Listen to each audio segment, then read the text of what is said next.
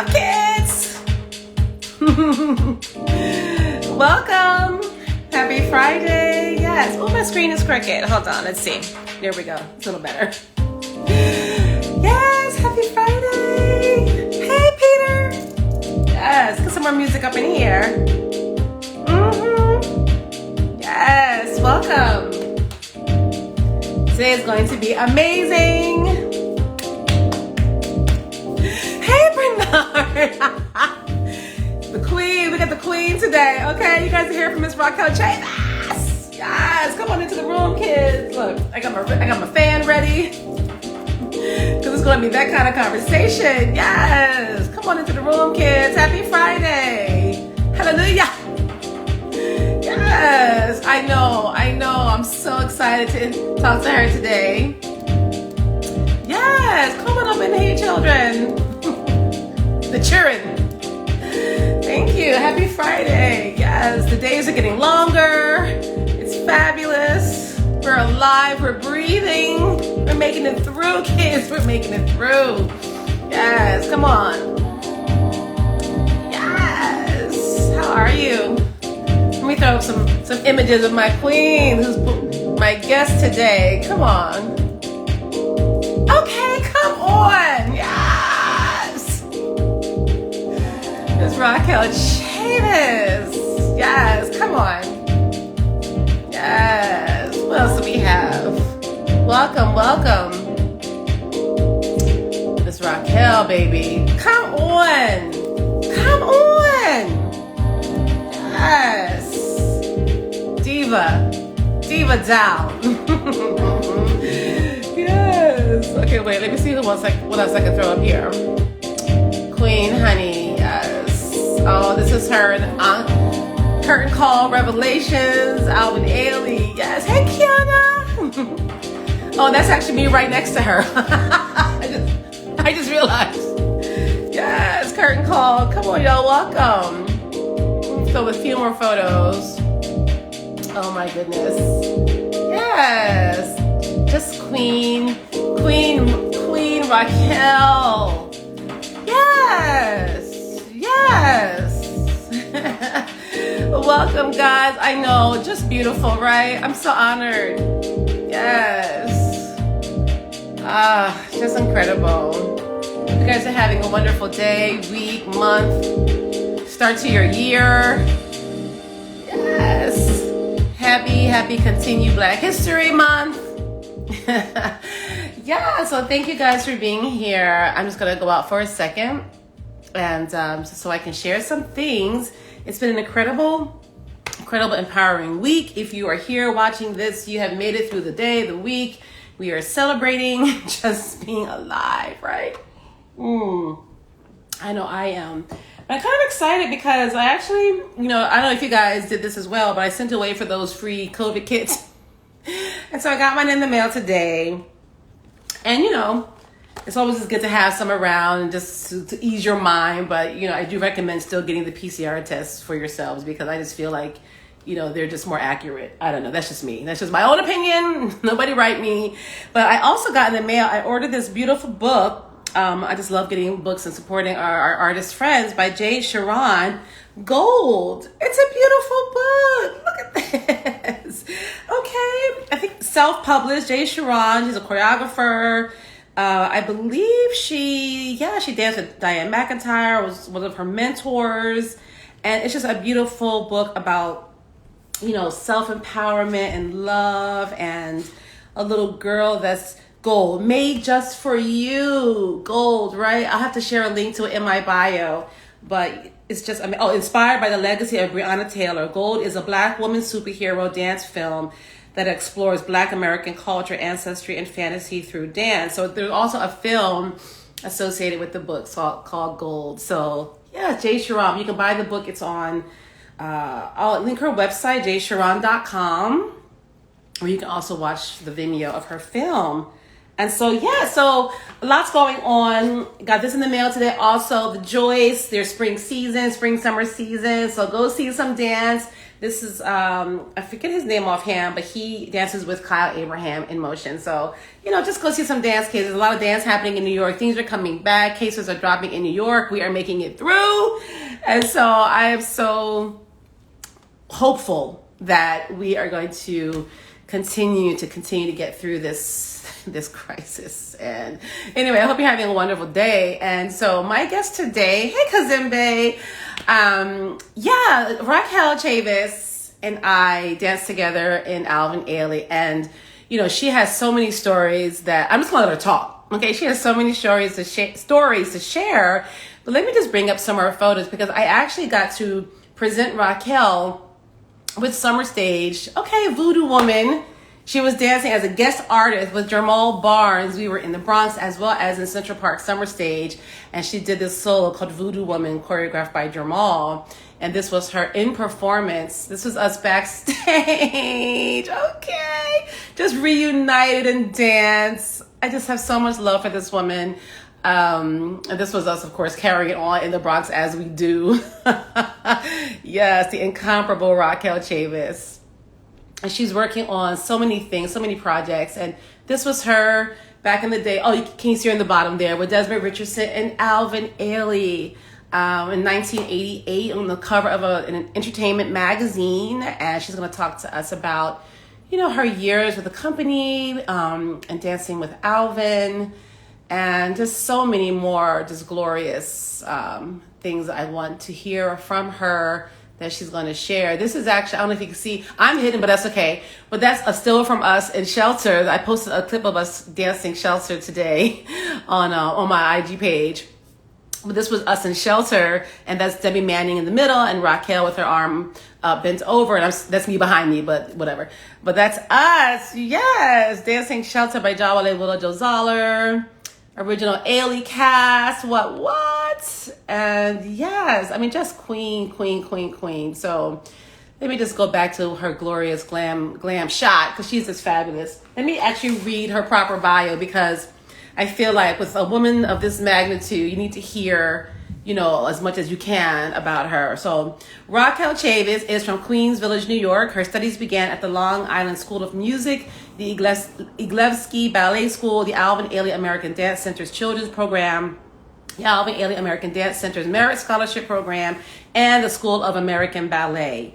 She is a graduate of New York's prestigious High School of the Performing Arts, LaGuardia High School of Music and Performing Arts, where she received awards in excellence in dance and the Arts Award from the National Foundation for the Advancement of the Arts. Placing as a finalist, Raquelle has performed throughout the U.S. and the Caribbean with the Alvin Ailey Repertory Ensemble, Ailey II, under the direction of Sylvia Waters, and she has performed throughout the world as a 7-year principal with the Alvin Ailey American Dance Theater, under the direction of Alvin Ailey until his passing in 1989, and Judith Jamison until 1994.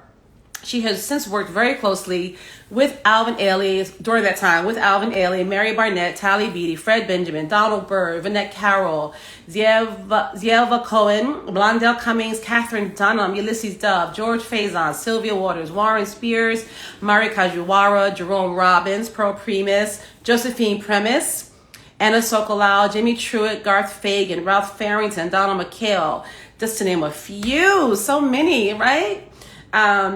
Raquelle Chavis was a featured soloist in the Emmy Award-winning documentary film Two by Dove for PBS and Great Performances, which I was also a part of, so I want to talk about that as well.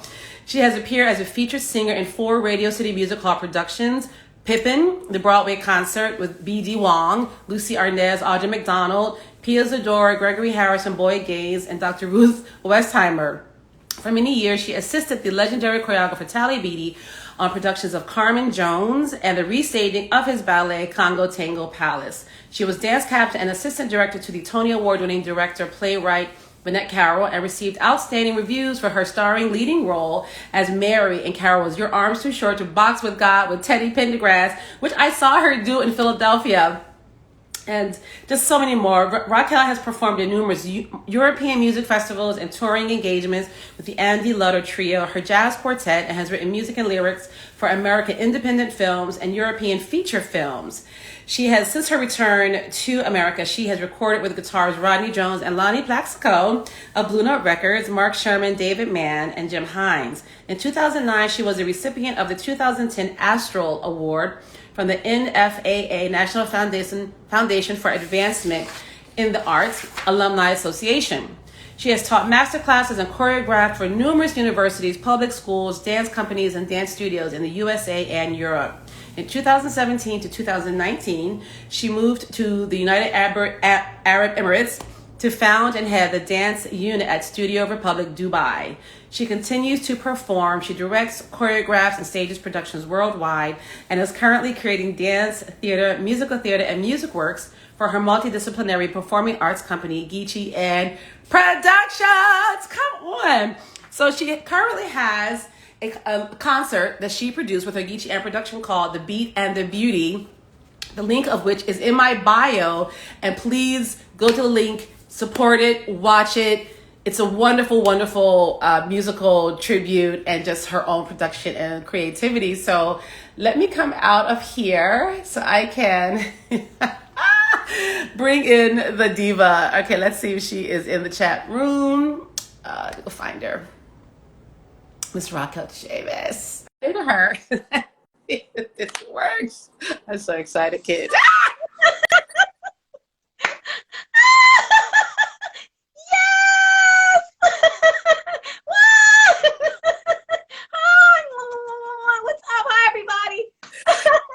Oh my God! I tell you. Oh my God! How emotional I have been. You got me emotional. You kidding me? I'm sitting here going, oh, I love you so much.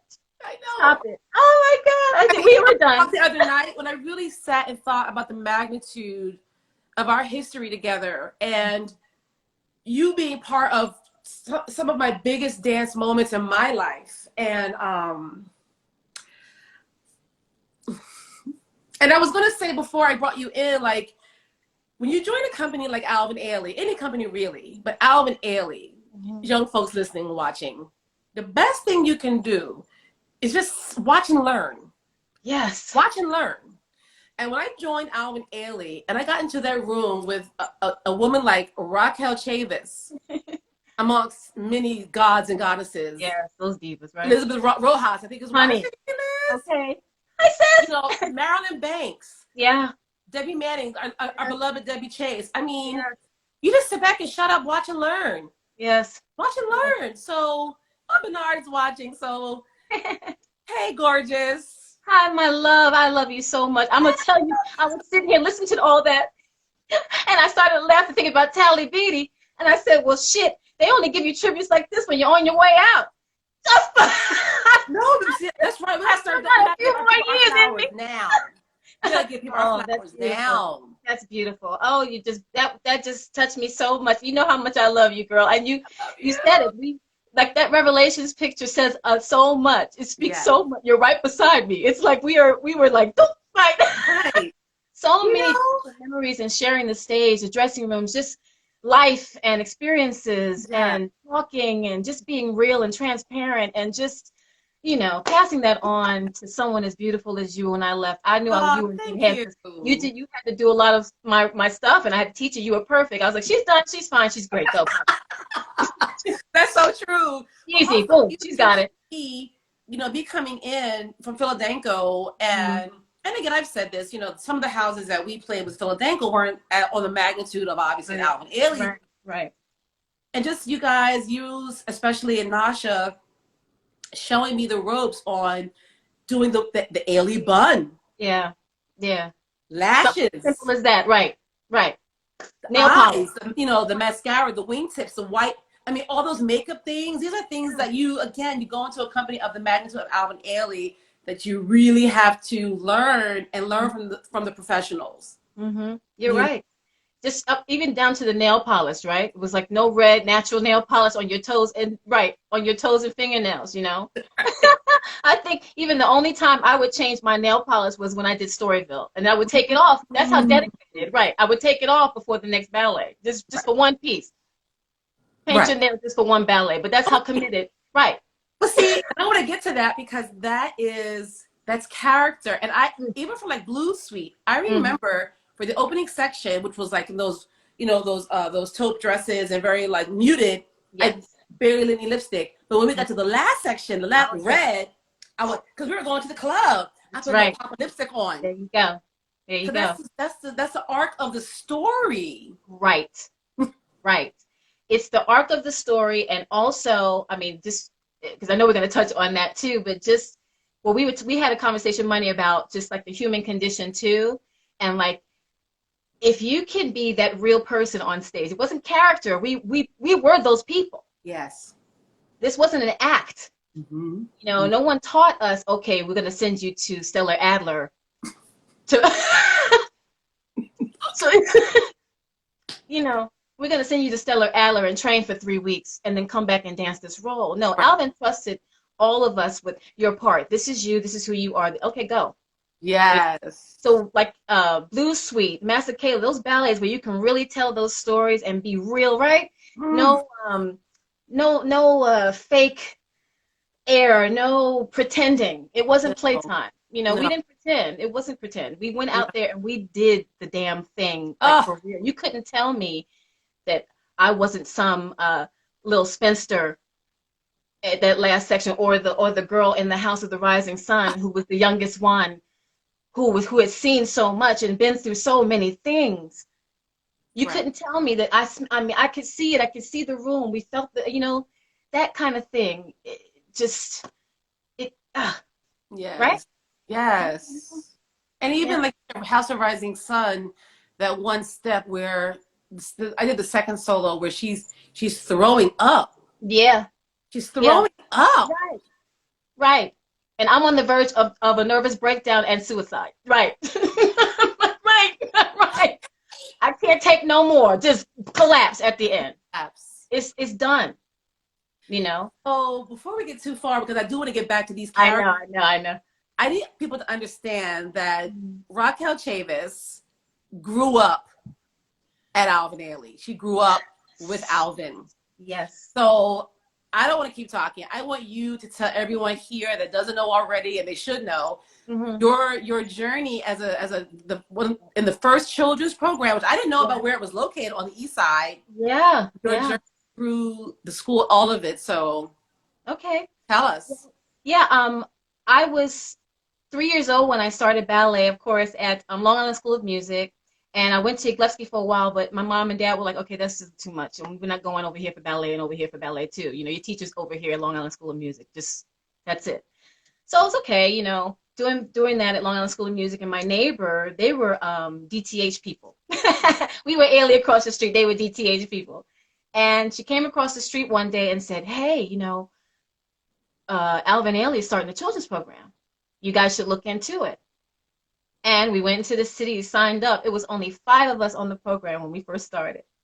And the school was on East 59th Street, underneath the tram that goes to the island. Yes. Oh my God. It was in an old firehouse building, and my first teacher was Lucinda Ransom, who was one of the first principal dancers of the Ailey Company. She was my first modern dance teacher. Wow. We were doing laterals on a dime at 6 years old. And I kid you not. And it was an amazing program, Danny. I don't know if you remember when y'all did Escargot, Ralph McDonald's music. His daughter was in my class. Oh, no way.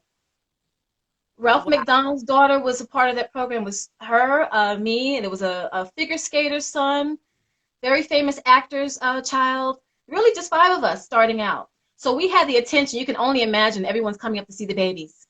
You know, and Alvin, their company would have breaks downstairs, and Alvin would come up, and just like a big kid, okay, let me see you in second position. Point your feet, get your leg up. What can you do? And then we're like, you know, and Lucinda's pointing on, well, watch this one. She's pointing at me. I'm sitting in second position. Everybody else is doing cartwheels in the corner, and jumping up and down, and doing back bends and things, and I'm sitting in a full straddle, feet. Right. Legs for days, sitting there, you know. Oh my God. So that was the beginning of everything. And my mother would go, because Bloomingdale's was up the street. Mm-hmm. Okay. So, you know, you drop your kid off, you go shopping. You pick her up after dance class. Some days she wouldn't make it back at the end, and Marilyn Banks would grab my little hand and bring me into the studio to sit down on the floor and watch the company rehearse until my mother got back from the store. The great Marilyn Banks. I've known her since I was 6, Dudley, you know, and they were my teachers as well. You know, they would come up and do some things and teach with us later on. And when we moved from 59th Street, the Minskoff was starting to get built.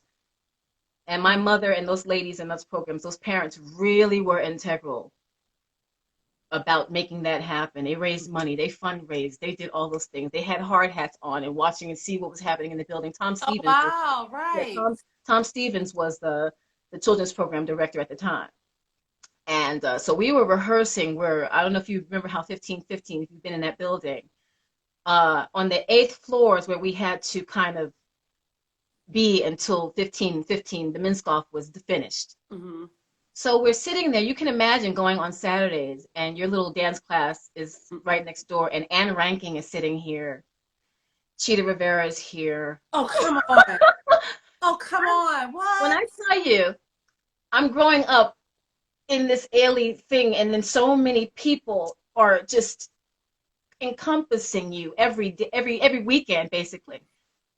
It was just an amazing thing. Yeah. The company members, everyone, just, they watched me grow from the age of 6. A lot of them, I mean, Maxine used to work at the school and she got in the company. You know, I remember she was at the desk.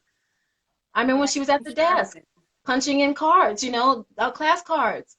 Wow. I kid you not. And I mean, I've seen people, I mean, those women like Enid Britton and Consuelo Atlas and, oh my God, Estelle Spurlock. Mm-hmm. Judy, Marilyn, Donna Wood. Donna Wood. Tell me about seeing Donna Wood for the first time. Mari Kajiwara. Yeah. I mean, it was insane.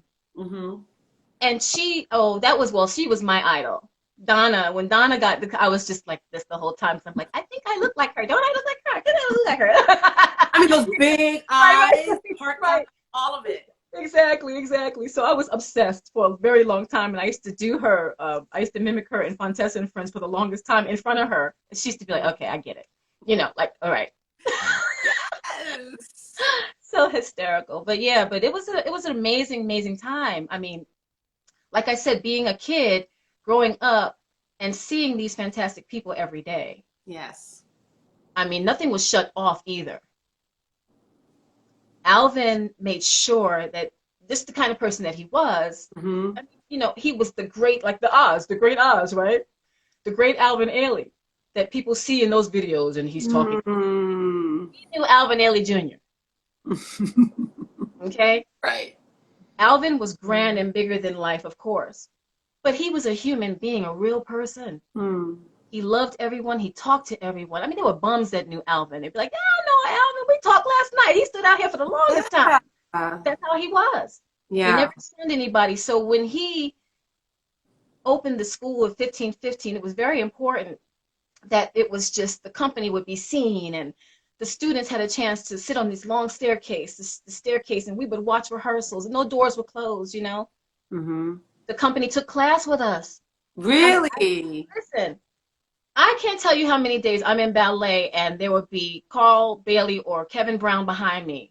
Wow. Talking about, get your leg up. My leg is up. They would take class, you know, they pop it in, you look behind you, and Donna was behind me in class, and I'm like, oh God, here we go. You know what I mean? I would have passed out. And Mari, and they'll, you know, they would, when they had time, they would just pop in ballet class, and especially they were always, you know, what are you doing? Let me go see what she's doing, you know. Oh, I love that. It was beautiful because it kept you on your toes as well. Yeah. You know, they were there. It helped you aspire to being there.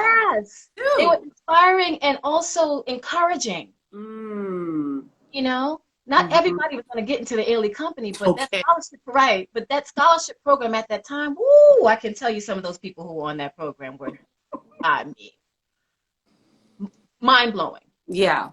Some of the dancers that were, just incredible. I mean, like, oh God, I can go down a whole. Did you you went directly from children's program to the scholarship program. Yeah, yeah. Right. And so tell me then about, you know, at this point at the scholarship program, when did you start? When did that intersect with LaGuardia? Well, I went to Performing Arts High School. LaGuardia came later. I'm the original PA. Yeah, the Fame School, the real movie on 46th Street. That's the school I went to. Okay. I was the first graduating class out of LaGuardia though, because they shifted our buildings. They put in music and art and performing arts together my last year in high school. Okay. Yeah, but I was there from 80 till 84, and in 1985 I graduated. Okay. But I got in PA, and then my freshman year, so I think my sophomore year, I was on scholarship, on the academic scholarship. So sophomore year all the way until I graduated high school. And actually, no one knows this because it was not supposed to be at the time, but I was rehearsing and working with the second company before I graduated high school, and that was wow. Yeah, I was sneaking, making a check. I was Sylvia had me twirling up in Staten Island and stuff with Andre and oh yeah. I was rehearsing, and so I went straight from my graduation to rehearsal. Wow. Yeah. Tally Beatty's, Congo Tango Palace. Yep. And so it was called Repertory Ensemble then, right? Yeah, it was. How did she just invite you in? Did she just come up to you one day and was like, you're in? Like, how did that happen? Yeah, kind of, sort of. Right. Yeah, really. And this is a funny story because I was rehearsing with Ailey II now, but with the rep ensemble. I also was graduating high school, so I had my senior concert, right? Oh my God. So I had to rehearse my senior concert, and I'm running at night, sneaking around, but I was still on scholarship. But I was missing classes, right? Ooh, right. Denise Jefferson. Right. I know, I miss her. She pulls me into the office, and you know how she was, oh, doll face. You know, she goes, well, you've been missing classes. I'm gonna have to tell you that you have to get off the program. We're not gonna have you on the program. I was like, that's fine, because I'm in the company. I could finally say it. And this is what she says, which one? And I went, not yet. She said, well, I had to ask because I could have been either one, you know. Okay. Wow. So she didn't know. Nobody knew. Wow. No one knew. Except for the dancers did. I was rehearsing with Andre and all of them, and right. Andre Tyson gave me my first professional job at 13. I was professional dancing at 13. He had me out. He had me out in these streets, twirling for beauty pageants. Okay. Andre Tyson. Oh my God. He gave me my first paid gig. I was 13. I was making a check. Yeah. Yeah. So who was your repertory ensemble Ailey II crew? Who was it? Oh, when I was in the company? Let's see. It was myself, Lynn Jackson, Melissa D'Souza. From the actress. Yeah. What's the movie? Our Kind of People now. Oh, right. Okay. Yeah. Alyssa Rosati. Beth Kuhn. I'm counting on my fingers to see how many. Let me see. I feel like I'm missing somebody. I think that's and Adrian Hurd. Yes. Adrian Hurd. Then we had Roland Brown. Was Sam there? Yeah, Sam Lassane, Tracy Inman. Tracy. They all came in after me, a little bit after me though. Roland was there before me. Alyssa was there before me. I got in before Melissa. She was going to college and she got in. She left college. Got in. I'm sorry, Melissa. I didn't mean to say that. I hope you're not mad at me for saying you left college. Peter Moore came later. Jeffrey Hankinson. Michael Joy. We did Backwater Blues. Oh, we used to tear that stage up, baby. And Ray Taddeo. Yes. Ray Taddeo. I hope I'm not missing anybody, but Ray Taddeo. Yeah, it was a beautiful company. Yes. Beautiful repertory ensemble. Oh, and Derek Whiters. Derek Whiters. Yes. Oh. How can I forget Derek? Yeah. Powerhouses. Ooh, baby. Powerhouses. Incredible. And so Incredible. that time you guys were just touring, once you started touring with them, the Caribbean, around the In the US. US. Yeah. Yeah. Yeah. Mm-hmm, We would mm-hmm. do a lot of outreach programs as well. And I Yeah. remember doing what was it, Pace University? Mm-hmm. Was it? Yeah. And what was his name? He had the actor's studio. He would do that, right? What was his Mm-hmm. James Lipton. James Lifted, yeah. He came up to me after a performance one day. We were to he's you are an incredible actress, you know? And I was like, oh my God, like Yes. like it's happening. Like this is what I'm doing is finally getting out. Like what I'm trying to Yes. say on stage, you Yes. know, with just emotion and you know, songs Yes. without words, you know? So you shared And with me on Monday then the transition from Ailey II oh and Ailey I. So yeah. So tell the yeah, story about that moment. yeah.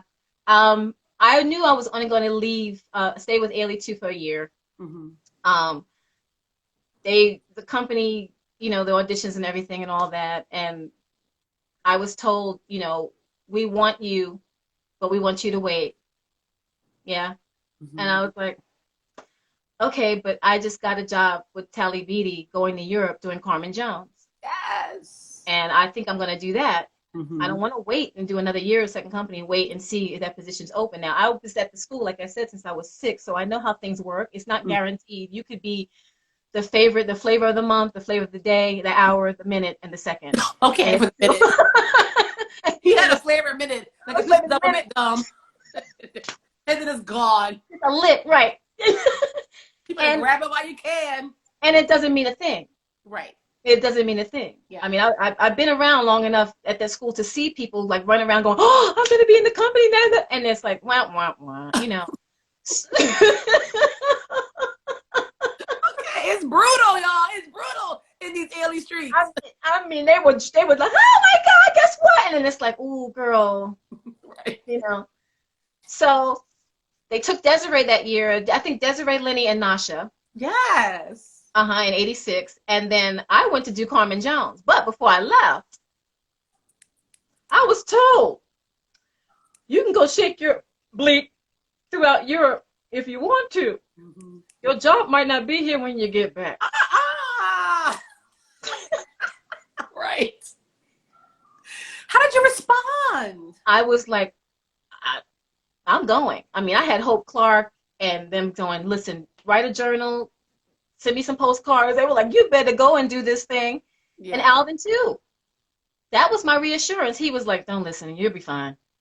You're fine. And just for He stop said, for you're a fine. second, you know, people have always talked about, Sarita has talked about it, and Mhm. even Judy talks about it here and there, how Alvin loved people going off, doing their things. Yes. And coming back. As long as you said, courtesy of the Alvin Ailey American Dance Theater. That's Yeah. it. Yeah. There was a lot of things we would do, and he loved, loved, loved, loved, loved it. Yeah. Loved it. He always used to tease me about like singing, you know, are you going to leave me anytime soon to pursue this vocal career, you know, because Miss Dunham had kind of pumped all this energy up my first year in the company, talking about Mhm. she's going to take me from him Yes. and make me a star like she did Eartha Kitt. Yes. And he turned around and was like, really? Oh, really now? So Miss Chavis, are you leaving me? You know, and I go, no, Alvin, I just got here. He said, no, you haven't. You've been here a long time. But anyway, right. you're not gonna go pursue this singing career. I said, no, I'm here. I'm gonna do a good Mhm. 10 years. I was like, yeah, Right. I'll be here after 30, right? After 29, that's it. I got things to do. Yeah. I said, I'll always come back. You know, Yeah. But I went. Carmen Jones. And I then, did Carmen Jones. I went out there and I was 18. The youngest assistant choreographer at the time, the Tally Beatty, wow. and assistant director to William Hammerstein Jr. Mm-hmm. And I was also one of the lead dancers in the show. Yes. And dance captain. Mm-hmm. So yeah, and I was the youngest. They were. I don't think they were too happy to listen to someone younger than them, kind of. Oh well. You know, but hey, you know, things changed towards the end. We would get ready to leave, and of course, people were like, "Well, I need the job. I'm gonna go ahead, take it, go." Right. I still had my position, but that makes you feel happy in the name only. Okay, I did all the work, but go ahead. Right. Knock yourselves out. So when I got home from Carmen, Tally and I went to set Congo Tango Palace on Joel Hall's company in Chicago. Yes. Mm-hmm. We set that ballet, and the company was in town. Ailey was in town.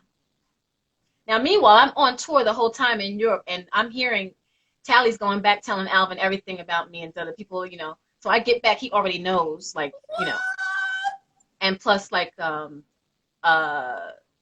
Reisling and Christopher Huggins had come to see us in Antwerp, Belgium. So when they got back after the show, they were like, "Oh my, y'all should see this diva." The kids are twirling. Yes. They're not playing out in these streets. And we get back, and he goes, "So we're going to see the Ailey company tonight." He didn't tell me until after rehearsal. I was like, "Alvin wants to see you." So I walk in backstage, and the company's coming down the stairs. Now, this is going to tell you how close, growing up through the school and being close to company members and stuff all your life, and kind of hanging out with them after the shows and stuff like that. It was just a natural progression. I get there, here comes Murray and all of them, and Liz and all of them down the stairs, and they're throwing their costumes at me. Like, come on, girl. Liz, here's Murray goes, "Here you go." I was like, "Y'all don't stop it, because it's not a guarantee." They're like, "We'll see you next week. See you Monday." I'm like, "Okay, stop." And I'm going, "Stop it, because it's not a guarantee." I'm just like, look. But they knew something I didn't know. I mean, I already knew, but you don't, I knew, but I didn't know. I was like, okay, they told me I was in, but you never know. I was going a year and a half almost, Not a problem. I watched Caverna Magica. And a month later, I was in it. Wow. Just like that. It was crazy. I mean, I did the audition because they wanted me. And I get to the audition. 80. I get to the audition, and I'm raggedy as a bone. I'm raggedy. Like, my unitard had more holes in, like I had buckshot. Okay. I had holes everywhere. You can see France. Okay. Right. And that unitard was banned. Mary Barnett banned that unitard. So you can't wear that anymore. No, I literally, it was sewn together. It was like bobby pin, safety pin, glue, tape. Everything. It was a mess. Yeah. But it was my favorite. It was soft and it looked good on me, and I was just like, yes, and it was fierce. Yeah. I get in there, and all these divas are in there with brand new unitards. They got their brand new unitard. Here I swirl in, and they're all like looking at me like, "Oh, give me attitude." Drama. They leave the girls over there, and they go, "Can we see Raquelle with Christopher and Stephen, please?" Oh, that's so shady. And I was like this, "Oh my God, I'm going to leave here in a brown, in a bag or a casket." Right. I was like, Lord, and I was like, just play it cool, just play it cool. Here we are twirling, doing Caverna Magic. We all sit down, and they make the girls dance. It was crazy. Wow. It was crazy. And by the time I got home, and they're like, "Yeah, tell Raquelle she starts on so and so and so." My mother was screaming. Oh my God. It was amazing. God. But I'm in there, and Christopher, and they were talking to me the whole time, like, "Girl, you just so and so and play around. We got this. Now go ahead and do that." I was like, "No, shut up. I'm still trying to, I'm supposed to be auditioning." Like, no, but the three of us are doing a trio of the piece I just learned 5 minutes ago. And the rest of the girls were standing over there looking at me like I'm going to mad. Yo. And a lot of them came up to me. I'm fixing my hair in the mirror, and I hear these little, things behind my ear saying, "We've been here all this time busting our ass, and she just gets back from Europe and just gets in it." Da da da da. I was like this. Okay, just wasn't your time. Okay. And I was quiet as kept. I've been here since I was 6, and I was already in before you knew. Yes. Oh my God. So beautiful. So exciting and incredible, but take me back to, we touched on this briefly when we talked on Monday, and obviously the Alvin Ailey documentary is out, and it talks more about, more openly about his mental challenges and the emotion. And you were telling me about, you were there when he came back after his hospital stay. Tom Stevens, like I said, he was the director of the children's program at the time. Mm-hmm. And the men's golf had just been built, and the studios were open. Mm-hmm. And we were there on our Saturdays doing our normal Saturday classes. Mm-hmm. And there's buzz in the building that Tom Stevens, he didn't want him to bring him around during the weekday because it was just too much. Mm-hmm. Too many people, too many, this, too many, oh, Alvin, the weekday at that school is bustling. You got your scholarship people, and then the used to have a foreign student program and a certificate program, and then you had your so-and-sos, and this kid, it was a lot. Then the staff was there during the week. So he came in, he brought him in quietly through the building, and I remember turning, and he was coming up the stairs, and Tom Stevens looked at him and pointed around and said, "Look, do you see what you created?" Mm. And he reached out his hand, and we just kind of, it was like the Pied Piper. Mm-hmm. All the kids, all the classes stopped, and all of us just followed him through each studio and I could tell he was really emotional to the point where he just sat down and we all just gathered on the floor around him. Oh. And he just looked at all of us just quietly, Danny. He just looked at all of us just like, okay, these kids are the future, like that. Yeah. Look, it was beautiful. Yeah. We hugged, and he hung out for a while, and then that was it. But it was just one of those moments that you can see a shift, because coming in, it was a vacancy behind his eyes. This vibrant person that you would see all the time, and that laugh, that roar, that yeah. And to see him come in like that and just be just like a shell, it looked, and he was moving through just, and when he saw all the kids, and when Tom Stevens said, "Look around those beautiful studios in the men's golf, look what you built. This is what you did." And something happened in him. It was kind of like like, wait a minute, right? Yeah. Yeah. And then here we go around the building, and all the kids around went all the way up the stairs, back down, and back to the studio. Yeah. And he sat down, and he just stared at us and just said, "Okay." Yeah. It's one of those moments that unbelievable. One of those moments I'll never forget. And it's funny because even like working with him, those vulnerable moments are some of my favorites with him. There was a time before he died, we were rehearsing landscape, and we were doing I was doing episodes of landscape and Come and Get the Beauty, and then Alvin, I think Alvin's last ballet, we were doing Opus Machine. It was a lot that season because it was the 30th. Was it the 35th yet? No, anyway, everyone else had gone to lunch, and he stayed behind. He said, "Let's talk, you look fabulous, and you're dancing extraordinary. I was just to see. Come sit down with me." And it was a cubby hole at City Center. I don't know if you remember, like one of those studios had that little cubby. It was on the wall. That was kind of like, he was on one side. Now, I don't want no little man. Okay. I had to share a cubby with him. I was squeezing up in there. He goes, "Just throw your legs over, just throw your legs over here." And we sat there for an hour. And he was just, it was just beautiful. It was just one of those moments we just felt life, and how proud he was of me, and what he saw next, for me, and what I wanted to do, and where I saw myself, and and it's a shame because you have those moments that all of us have at certain times, but then when other dancers start coming in, it's kind of like, okay, you kind of fighting for attention. We're talking and we're getting really deep, and then somebody pops in, "What y'all talking about?" And it's kind of like, oh man, just ruined a beautiful moment. Yeah, right. We got it back again in like a couple of times, of course, but it's we did Kennedy Center, and that was another time we just walked around and talked and about what he wanted to do, and there was a ballet he wanted to create on myself and Sarita, like Josephine Baker. Yes. Because he asked me, "How do you feel about going topless?" And I went, "Well, I don't mind, but I gotta get some little something. Gotta get them lifted a little bit. They kind of look like socks with rocks in them right now, but."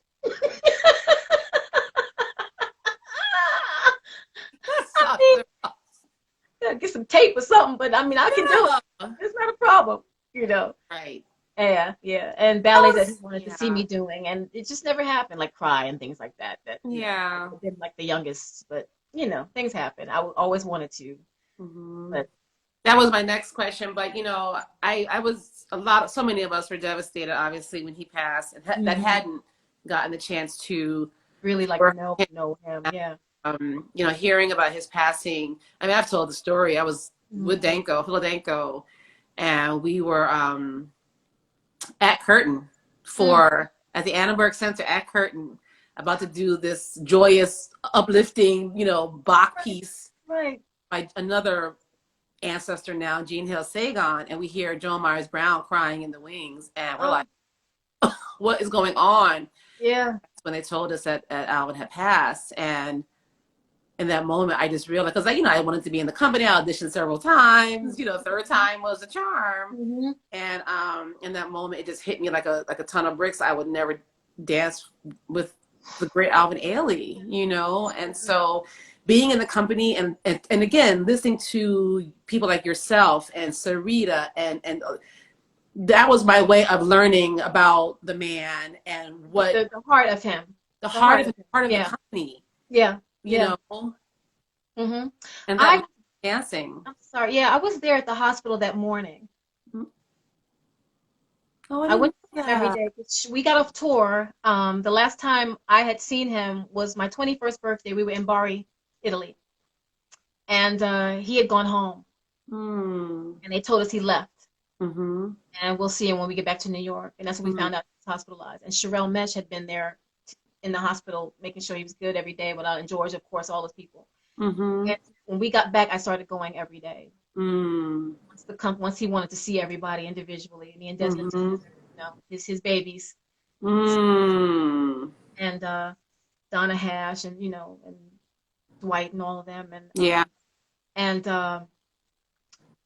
I told Sherelle, I said, because let me just give you a break for a second, and I'll sit with him. Just go ahead and and I did that often. I would come in and he would, I need some water, and I'd give him some water or something like that, or put his pillow up or something. So that morning I had gone before rehearsal. I always went early in the morning.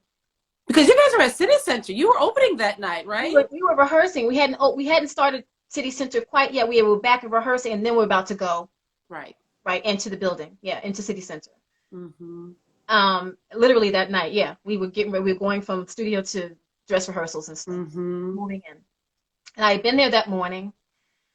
And when I left that room, nurses started rushing in. And I remember George went in, and when he came out, I saw his face, and he went like this, like, don't. And I just started to cry. I knew. But I had to go back to the school.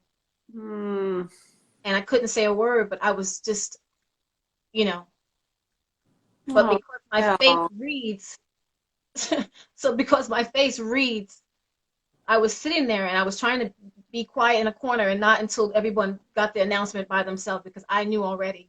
Myself, and then I forgot who it was that walked by me and looked down and said, "Hey, Raquelle," and just went, "Oh!" And that was, she just gasped.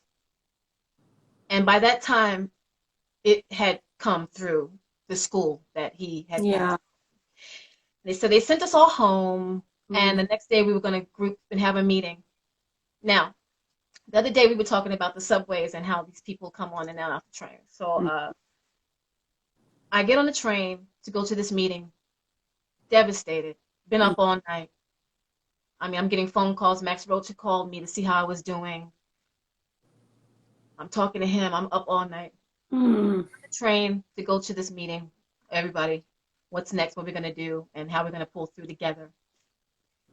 And every newspaper, New York Post, New York Times, Daily News, Newsday, picture of Alvin.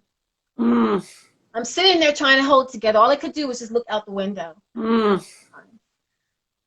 Train is moving. We get to a station, the doors open. This man comes rushing in loud. "You guys don't know what the F. This man was a genius." No way. All of y'all sitting here like it's just another day. He starts slapping newspapers out of people's hands on the train. I'm sitting there. He's down here. He's coming up this way. I'm staring out the window like, oh my God, like this is not like, sir, if you only knew. Oh my God. He's slapping newspapers out of people's hands like, you look at the man. This is the man. The man is gone. Meanwhile, he's by the time he's saying that, he's over here. I'm out the window like this. He gets ready to turn to me, and I turn around, and tears are going down my eye. He said, he just stopped screaming, and he looked at me, and he said, I'm sorry. Mm. And I went, oh my God, I'm feeling filled up now thinking about it. It was like, woo! He just turned like he knew me. It was like he knew. I said, I've never seen this man before. Maybe he knew me. I don't know. Maybe he saw I don't know. Yeah. But for some reason, he stopped at me and said, I'm so sorry. My deep condolences. Mm. And he got off the train. Mm. Mm. Mm. That's deep, Raquelle. I told Jennifer Dunning that story. Really? I was like, it's amazing. It was amazing. I couldn't believe it. Yeah. I couldn't. He was just irate, just going off. This man is da da da. He gets to me and just.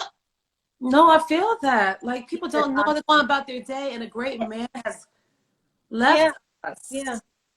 But when he stopped at me, I just felt like, oh, this is eerie. Like, I was like, did he know? Did he know? Or did he just sense something? Or what was it that made him stop at me and say, I'm sorry, my deepest condolences? Yeah. Yeah. It was deep. You know, we got through and it was the tightest. I mean, we all loved each other, but it was the tightest the company's ever been. Mm-hmm. We leaned on one another. We danced like, oh my, you would like demons. It was so much inside that we had to get out, so many emotions. Mm. And then, you know, the night of his funeral, we had to dance. Yeah. We had to dance. Yeah. Doing Come and Get the Beauty of It Hot. Oh. We had to dance. Yeah. And we had rehearsal. Wait, we had rehearsal with George after the funeral. Okay, George face up. And we were sitting there, and George is walking around. He goes, they can't do this now. Let's cancel this. And he just gathered everybody together, and we just sat there and talked. Because he was like, I can't rehearse with them. Look at their faces. He said, I can't do this. Ugh. He's like, look at them. They can't. They're done. They're just drained. So we danced that night, that season, the rest of that year. Like, I don't know. Yeah. Nobody's business. Did I ever tell you the morning of, which was again, like the man on the subway with the papers, right? Right. The morning of my first rehearsal in 1991, July 22nd, 1990, I'll never forget it till the day I die. Wow. I was nervous as all get out. I'm sure. I know. I know. I mean, scared. And I'm in my sublet hotel thing. Anyway, getting ready. Mm-hmm. Come to the studio. I was going to take class. I was going to go to her. Yeah. And I just turned the TV on. Like I didn't know anything about New York. I didn't ever live there prior to coming to Ailey. And I just turned the TV on some random channel just to like have noise so I can like, you know, I'm making my coffee in my little kitchenette. And I start hearing the opening strains of I've Been Mute. No. And I'm like, because I knew it, of course, because from seeing the company. Yeah. And I run back into the main room. Like, am I hearing this? And they were replaying for whatever reason. It wasn't like an anniversary. It wasn't, you know, they were replaying the funeral. The morning of my first rehearsal, I swear to God, I sat down on the bed, had some time, and it was early, and I'm watching it like, what, why? This, and it just immediately centered me. I'm getting chills now thinking about it. I was like, that's incredible. Y'all right. Yeah. Be all right. That's incredible. I remember you guys were wonderful, welcoming me in. Do you remember the first time you met me? You were sitting in the hall. You just got into the company, and I'm the first person that spoke to you? Yes. You were sitting there looking at your contract, and I was coming down the hallway, and I just found out you got it, and I said, hey, congratulations. Yes. Welcome aboard. Right. You were nervous. You were happy. She was so happy. She was so nervous. I could see it. You were just like, and I said, no, she can't enjoy this by herself. I said, let me say something to her. And then crazy Gary, because you had your glasses on, Gary said, that girl with them glasses. I said, she just got in the company. Go say hi. Gary said, who, that girl with them glasses over there? Yeah, Gary Gary's DeLoach. a fool. I said, yes, Gary, go say hello. I said, she's from Philly. He's okay. And then he went Yes, over. I Philly. said, yeah. Come on, Philly. And Uh-huh. that was the other thing, getting in. I mean, you guys were super welcoming, but I felt like I had my family there because I mean, I Yeah. didn't know, but they knew me. Debbie, Dave, right. Dave, Gary, and I mean, not to make this whole thing so sad, but I mean, we just even after that, it was like then Gary, then Ulysses, and you know, it's like Roger, Yes. and so My dad passed away the same day as Roger, too. who did? My father. Oh my God, I didn't know that. And I had called Roger, and then because we were all so tight, and my father, they loved them. I was calling them to tell them about my father's passing. Mm-hmm. And they told me about Rogers, and I was just like, this is not happening. The Bellamy's. The same day, yeah.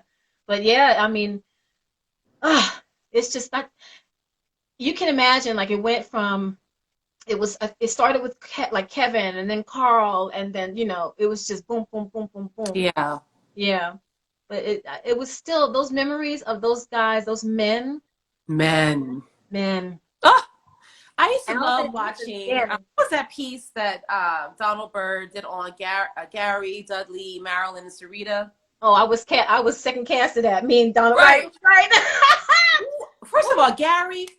Yes, baby. And So Marilyn. Yes. sexy. That piece. Oh my God. 6 feet down.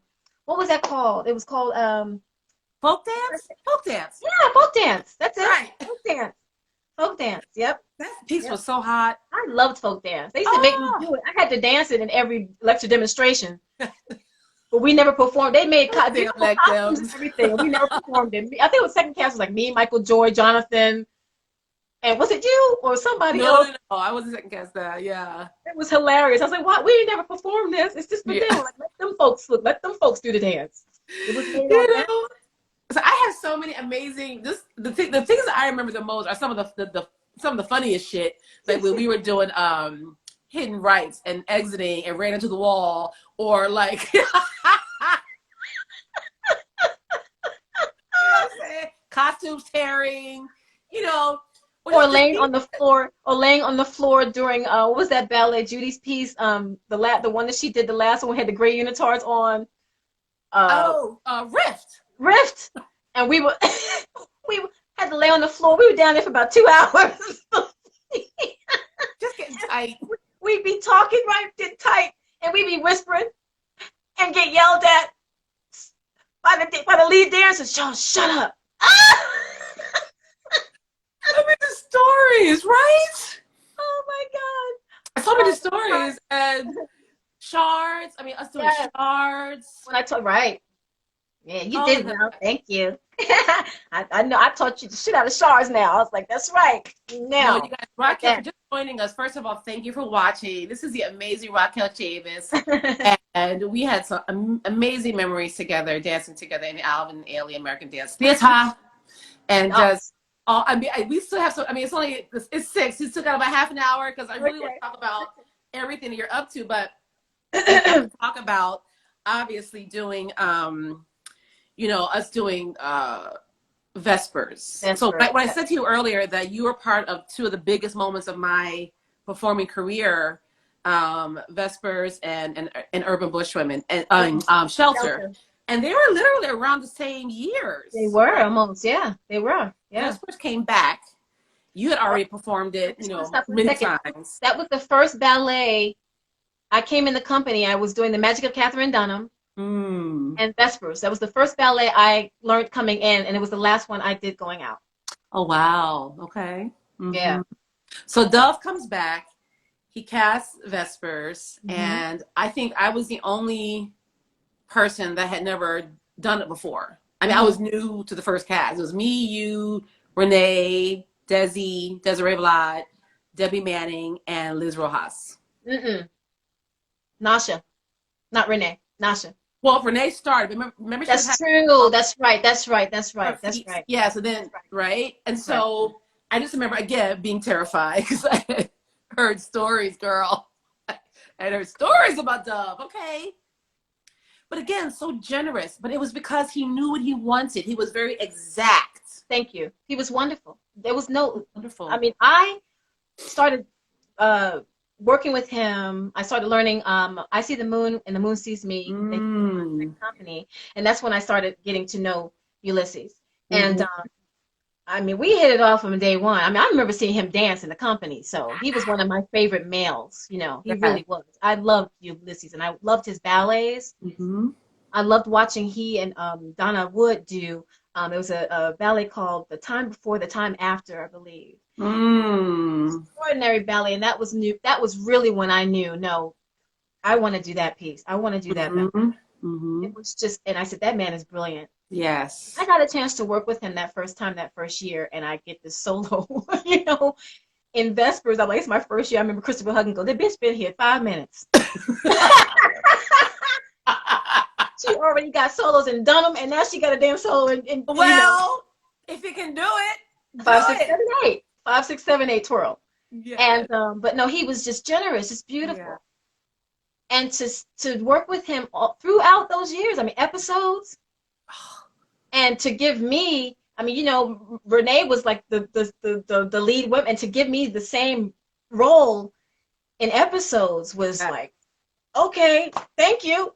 Queens. About that, I gotta hit it. You know, but I knew I was like, I was like, wow, this is an honor. Yeah, it really, truly is. Yeah, and do you know first of all, Vesper and the focus of that role, and remember, I just remember how the first, you guys, have you ever seen Vespers? You know, 6 women in the chairs, and we start, and we're looking across. And we have to walk across to our other chairs, and then you get these blinding white lights in your eyes that you have to. And my chair was the closest to the opposite wing, and I just remember that we used to have to ask people, other company members, don't move around back there. Yep. Yeah. It would just F us up. And we started that. Yeah, we started that in '87 because the guys would be like, "Oh yeah," behind us, and we're like, "Oh no, don't sit there. Don't sit there. No, sit there."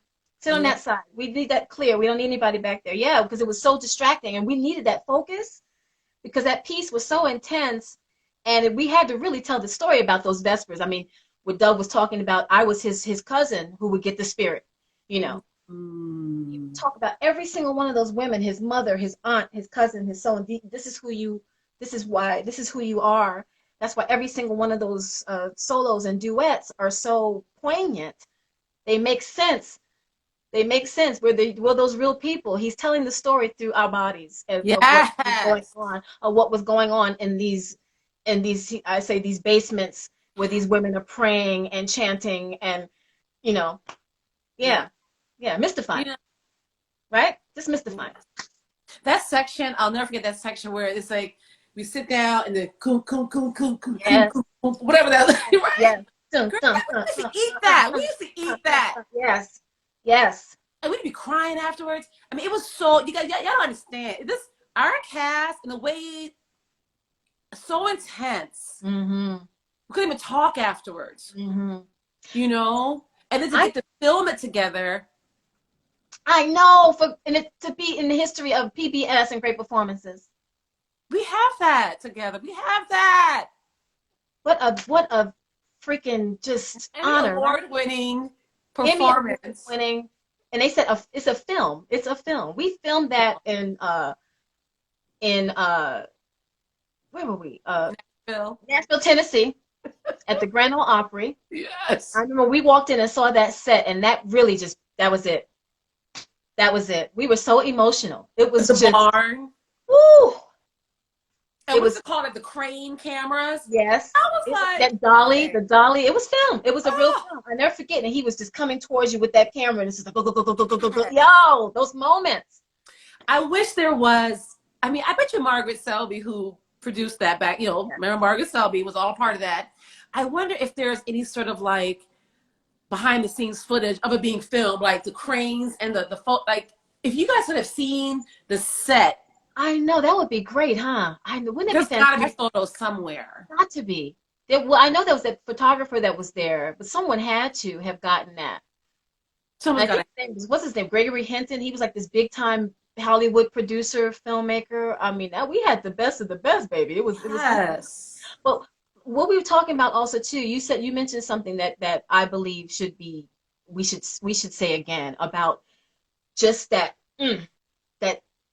that fervor, that inner heartbeat that just furled off of energies that when you're on stage, the audience was like, you know, clutched,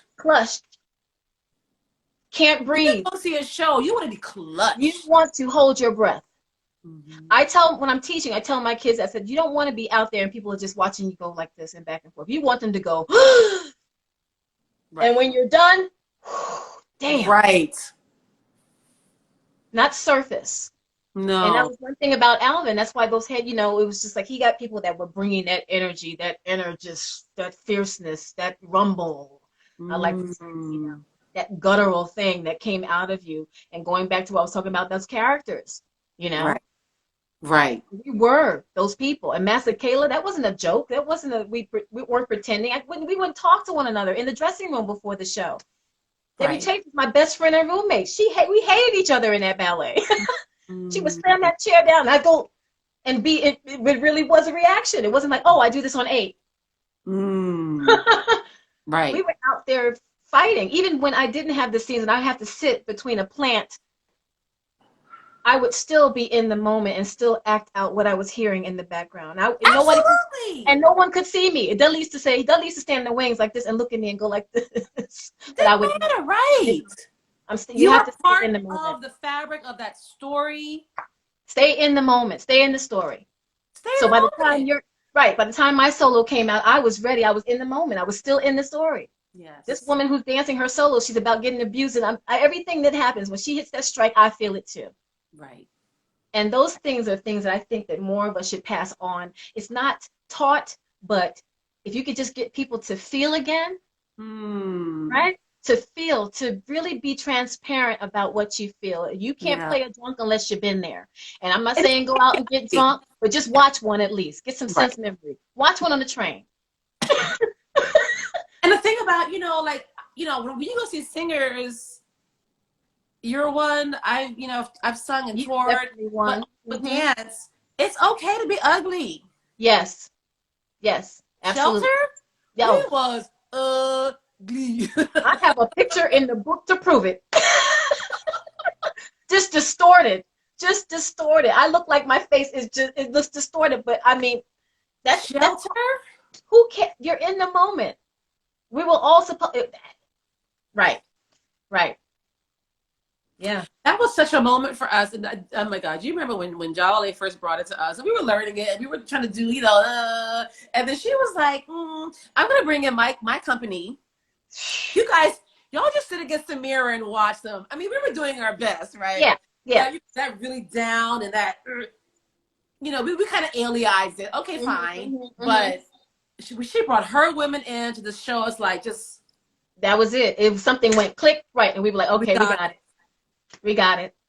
And you realize, so when we did Shelter at Summer Stage, and now here I am there. You are there. Isn't that something? Crazy. What a full circle. I mean, how beautiful is that?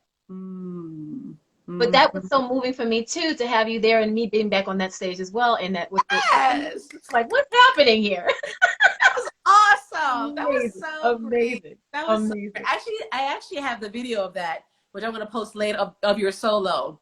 And I'll send it to you first. And then you can hear people going, all right. God.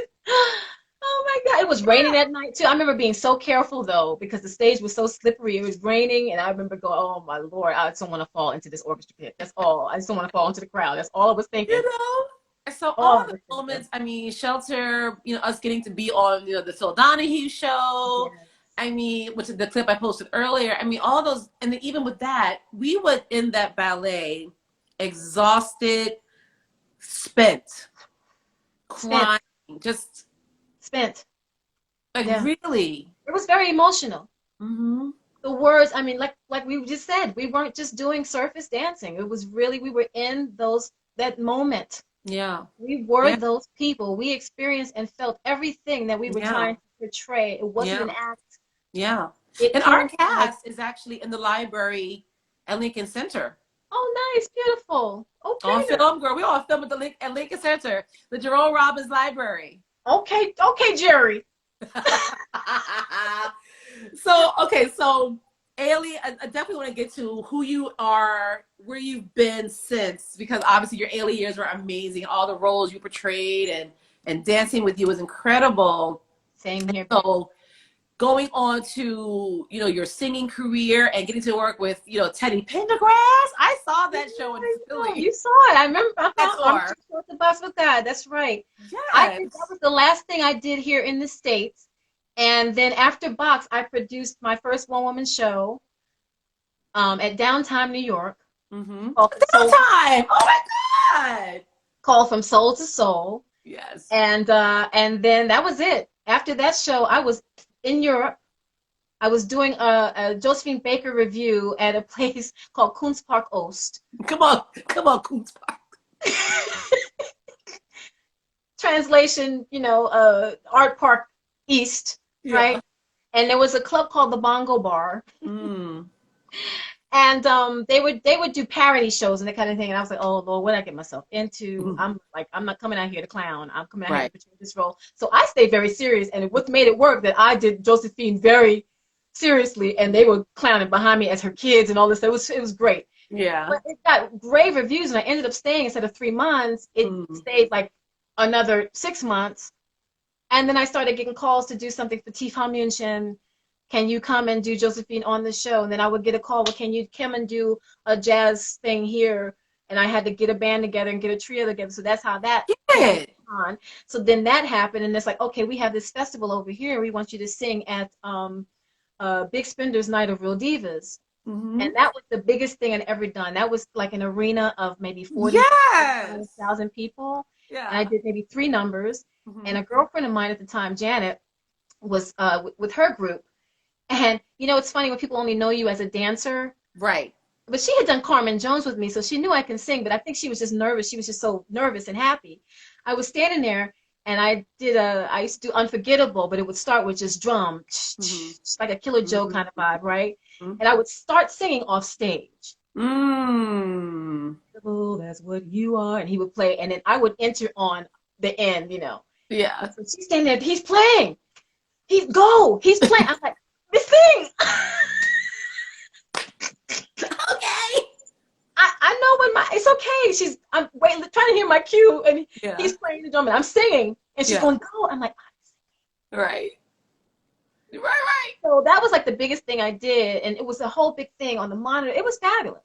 Yeah. After that, my career there just went. Phew. Nice. I was doing BMW golf tournaments and other festivals, Tollwood, and that particular see all these stories. I got to get all this down and right. I have this now. I can write this book because now you can have it all, recorded. But I did that BMW tourney, and I was singing "Come Rain or Come Shine." I have an arrangement of it that's just really it's different. Mm-hmm. And Simon Cowell was there. Oh, really? Yeah. Wow. He was sitting at the table close to the stage. Mm-hmm. It was a big thing. It was all these stars, like what's his face?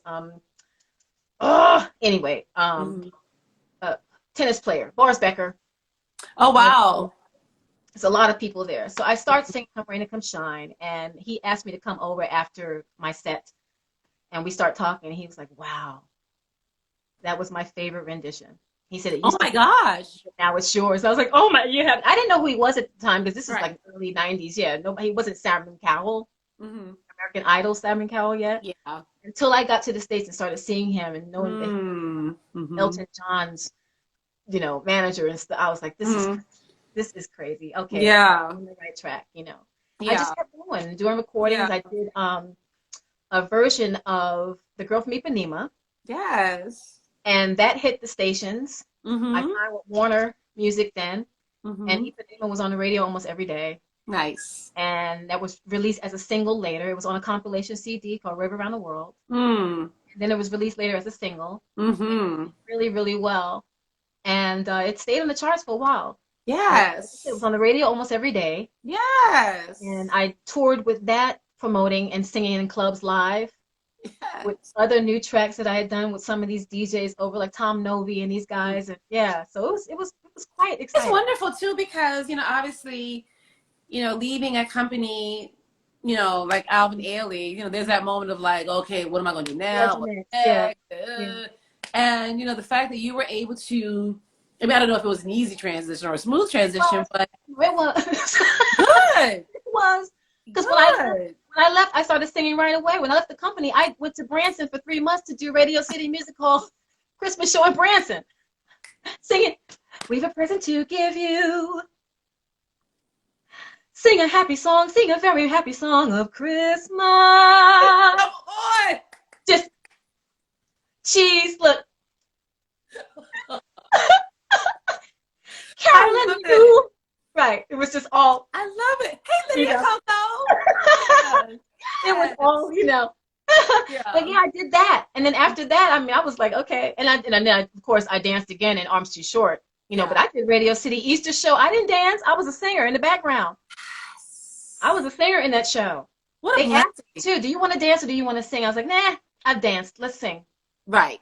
I'm getting ready to go on the road with Arms Too Short, The Box with God, and dance Tally Beatty Ballet, Tally Beatty choreography. I think I'll sing this one out. You're like, I'm good. Because in a few weeks, I'm going to be spinning on my damn head. Right. So what a blessing to have such strong talent in 2 areas. I mean, most people get one if they're lucky. Look who's talking. Well, thanks. But no, really though. I mean, you're still out here doing it, and I really want to talk about. So Lydia just came in. I was just saying hi to Lydia. I know, right? Her gorgeous daughters and dancing and. Honey, they need their own reality show. Right. Keeping up with the Cocos. Yeah. So you're currently in Asheville. You're home. You're in the U.S. Mm-hmm. And you have your new show, The Beat and the Beauty. Am I saying this correctly? The Beat and the Beauty. And so where did you, so the link to Raquelle's new show is in my bio. Please, please, please go click on it, watch it, purchase it, support it.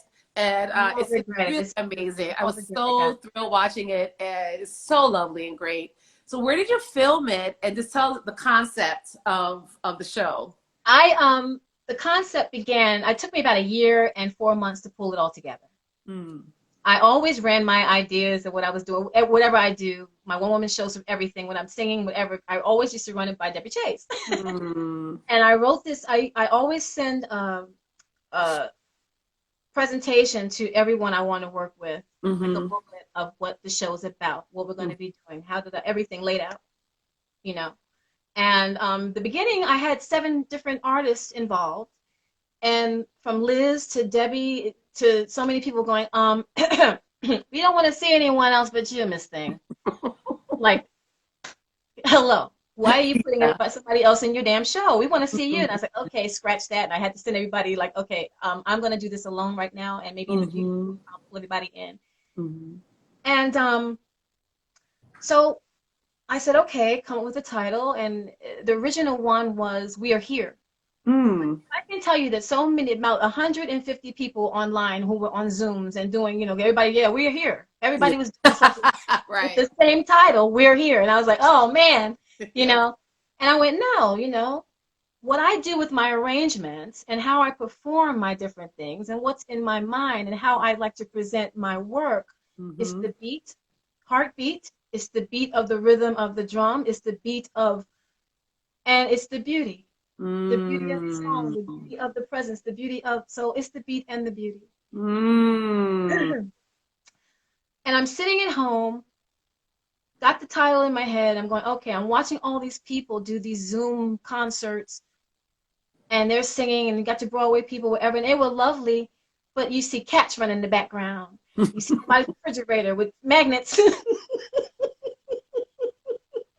Somebody's gerbil running running around in the thing.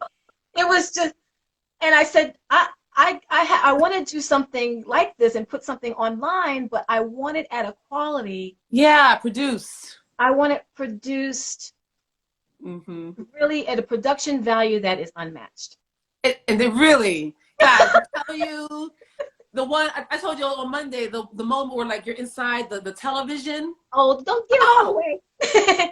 Yeah. But yeah, it's like all that stuff. And I did all those things, all those little details, even inside the TV, I had to get the backgrounds that are inside each television. Yes. You know, timestamps, all those were timestamped. Mm-hmm. You should see me going through everything. I had to sing every single one of those people all the time and then go back and, you know, it was a lot. Yeah. This thing was just very intricate. Mm-hmm. It came out the way I wanted it to. I'm very proud of it. And I really, you know, like I said, I was watching people do these things at home and going, nah.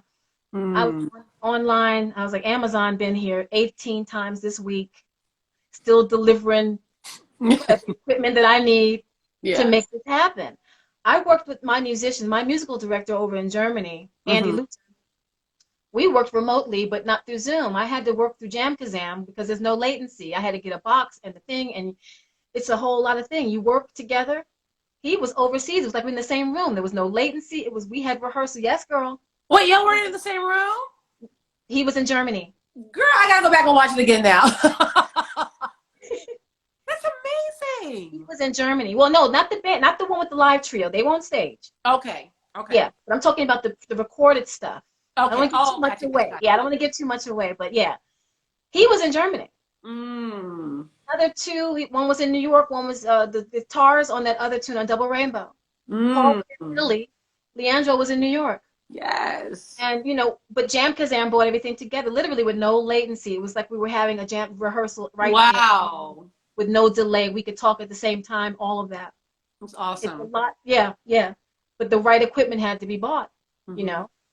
And so, you know, with that, I filmed here the live portion of it at the Wortham Theater here in Asheville, North Carolina. Oh, nice. They were absolutely wonderful. And it was a point between the pandemic where we had a little break of like, okay, hey, mask mandates off. Okay, everybody open. And I got in just in time because right after we filmed, it was like, you know, right back. Yeah. We made it. Yeah. And I already had that portion. I don't want to give too much away, but the visual part of it, everything's visual, but you know what I mean. The how can I say? The film portion of it was done in my home. Wow. Oh, wow. Huh? It's see, technology and creativity. All you need to, I had all the equipment. I moved and moved everything downstairs and into another room and built my studio, and that was that. Yes. And then I had my producer. and I had my wonderful videographer from Asheville Videography. Shout out, Christopher, KT. And yeah, we did the damn thing. I handed him everything. I was so grateful to him. I was like, okay, don't kill me. But here, like I said, with the television things, I was like, okay, all these timestamps and stuff. I was like, don't kill me. But this, she's going here, she goes here, she goes there, she goes there. I miss a lot. Intricacies that go into it. And I mean, you know, this wasn't a cheap little project either. You know, we're talking close to 10 grand. You know, out of my own pocket. Out of my own pocket. Guys, go click on that link. Thank you. I need your support. Yes. Oh, it's fabulous. And I'm gonna be absolutely transparent. You know, I've gotten support, but people are viewing the trailer. They're viewing the trailer. I'm looking at 500 and so odd views of the trailer, and I'm looking at see who has actually purchased it. It's a huge gap. I mean, huge. So yeah, try to get people to really take a chance and enjoy. I mean, I'm not just a dancer. Just you'll be very, very pleasantly surprised. So all y'all watching, if you haven't seen it yet, watch it, go buy it, and then share it on your social media. So there's a discount right too. 20% off. Yes. Yeah. Okay, so it's what? It's $12, $13, right? To buy rent for the 2 days. Yeah, and it's actually now there's a 20% off until the 21st this month in honor of Black History Month. Yes. Yeah. And yeah, so now with that going up, I am working on the next show. It's going to be the live performance here at the Wortham Theater. We start talks in March, and that one's going to be big. Yeah, sets, all of that, what you saw kind of here, but behind me in the screen. And yes. Yeah, it's going to be beautiful. Oh, that's awesome. That one's called Penthouses and Back Alleyways. I love my titles of my shows. Yes. Okay. And it's really about the history of jazz in 3 acts. We have penthouses and back alleyways, right? Jazz can be elegant, right?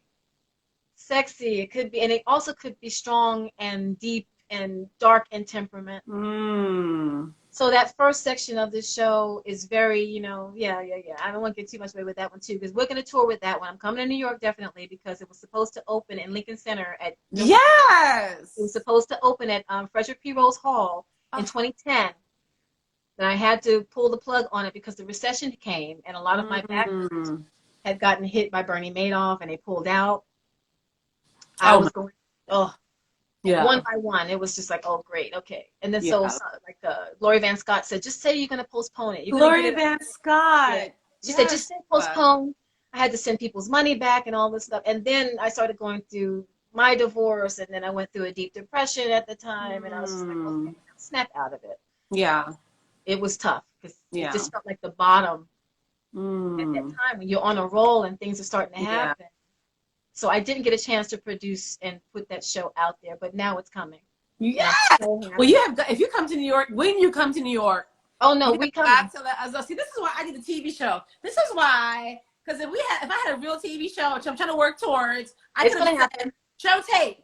It's gonna happen. Right. Roll tape. Right. Roll tape. It's gonna happen. But it's so funny when that happened and everything just kind of fell and no money was coming in, and I put so much into. I was getting grants and stuff, and I'm going, okay, what, Yeah. And it's funny because I think about that Warner Brothers cartoon with Bugs Bunny and Daffy Duck, and I said, okay, I'm Daffy in this situation.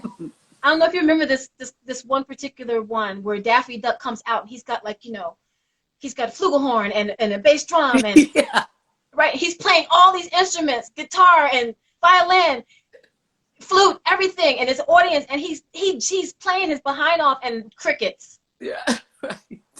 And then Bugs Bunny comes out and plays one note on the piano, ding, and the audience is like, ah, right. Yeah. So I was feeling that way for a long time. Like, right. I keep putting all this out. I'm like, I got a show. Let's go. And it's kind of like, what? Well, wait, I have something fabulous over here. What's happening? Where's my? You do. It's crazy. It was crazy, but it was kind of like that for during that time. That show is back. Penthouse in the Back Alleyways will open in the fall of 2022. So. Yes. Beauty off. Come on, you guys. You got to see The Beat and the Beauty. It's a beautiful show. You won't be disappointed. Beat and the Beauty. On Vimeo on demand. I'm so thankful to you for taking this time and especially telling all the stories about Alvin.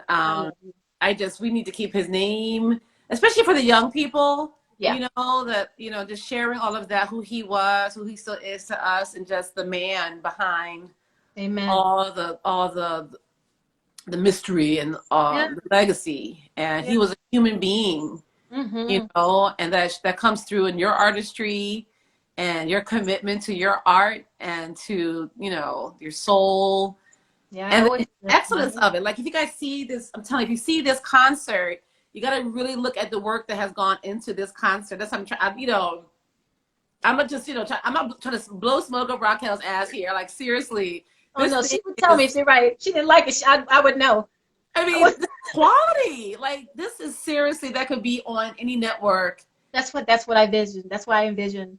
That's exactly how I envisioned it. I wanted it. Like, I think we harbored on it too. Like, reminiscent of those variety shows we grew up with back in the late 60s, 70s. I remember Lola Falana had a show. Remember? Yes. Gorgeous. Flip Wilson.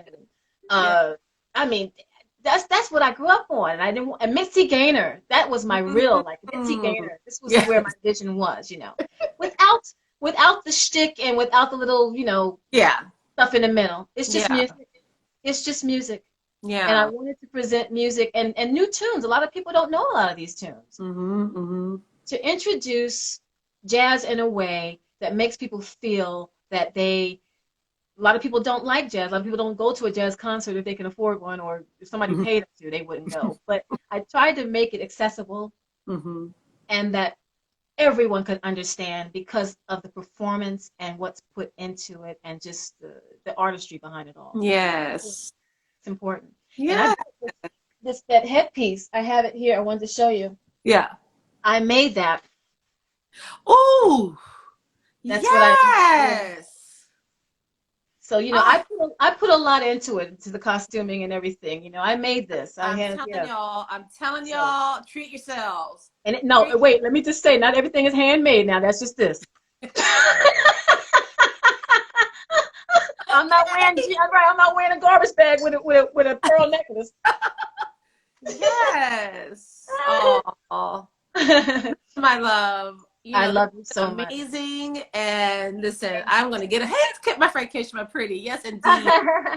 But listen, this has been amazing. And just Thank honestly, you. from the bottom of my heart, just again, thank you for being that person for me that when I came in and you showed me the way and we just I mean the things we did together and the memories and the travels and more to come. Yes, We're just yes. getting Yes, started. we're just getting started. This is what they say, chapter 3, track 13. Yes, Yeah. we Mhm. really It's true. are. And True. I'm I'm so so proud of you excited. too. I just want to say that I just really feel thank you so much for bringing me on and your support, and I support you. I love you, and you know this has been just a beautiful thing. You're something Yes. else, and I'm so proud of you. Yes. So So I'll hopefully watch the all show. technology and craziness, but hopefully this will archive and we'll be able to go back and watch it again and on Mhm. my YouTube and here on Instagram. And I'll send you the link for everything. But Okay. Okay. just, thank you for this and You're happy early Valentine. yes, you too. Love Love you. to you and your mom. Oh, same here. Same here. Keep me Yes. posted on all you're doing, and we'll True. be in touch always. Yes, my love. Yep, you Thank can't you. get rid of me now. All right, bye. Okay, Bye. bye. Oh my God. Bye-bye. Do you know how to let out? Yeah, Okay. I'm Yeah. doing it. Okay. Oh my God. Okay, before I let you guys go, that was how wonderful. I mean, Raquelle Chavis, kids. Seriously, go to the link in my bio, click on the Beat and the Beauty, and please watch this concert of Raquel's. It's really stunning, and she put a lot of creativity and work into it. And as you can see, budget. So yeah, just support, share it, send it to your friends. This is someone that has been in the game and deserves our support. So just again, I just want to throw up some more photos of the days of us in the company. Oh, that's Raquel. She's there with Marilyn Banks, and my face is covering a little bit. Miss Lori Ann Scott. I mean, just Van Scott, just amazing. Okay, just fabulousness.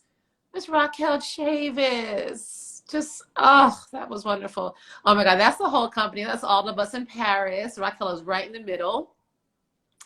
There's Gary Deloach in the red track suit. I'm right below Raquel looking all pale in the face. But that's us in Paris. I believe that was 92 or 93. But just so many great, amazing memories. Just incredible. So once again, thank you. Oh, this is Raquel at the performance in the Bronx for Summer Stage. It was back then. It was called City Park Dance that year, but about to perform solo in the Bronx by Jamal Barn. That was rehearsal, and just incredible. Just an incredible journey we've had together. Her life, her journey. Please support her, right, Queen Diva? You know, just incredible. So thank you, Raquel. Thank you guys all for watching. This has been really special. Next week, I'm really excited. Hopefully he can still come on next week. My dear friend, Jerome Jordan, he is an incredible guitar player, and he has been a member of my band, Sugar Bush, for years. He's just stunning and fabulous. So anyway, he's my guest next week. And in any case, have a wonderful Friday night. Thank you all for tuning in and watching. I think the numbers were great on this one, and as they should be, because it's Raquel Chavis. She's just fabulous. And so have a wonderful weekend. Happy Valentine. If you celebrate Valentine's Day, if you don't, love yourself, love each other, be kind to everyone, and stay safe in these streets. And I will see you guys next week. Have a wonderful weekend. Okay, bye.